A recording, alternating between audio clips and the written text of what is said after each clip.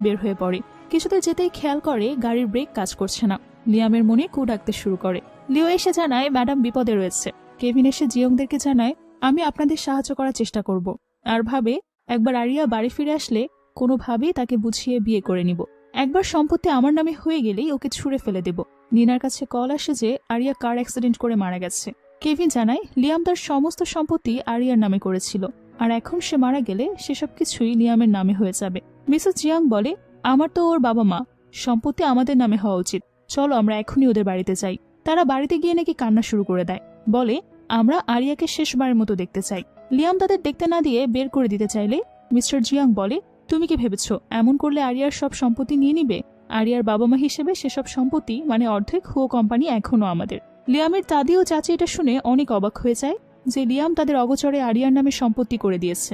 তখনই সেখানে আরিয়া চলে আসছে, বলে আমার সম্পত্তির কোনো কিছুই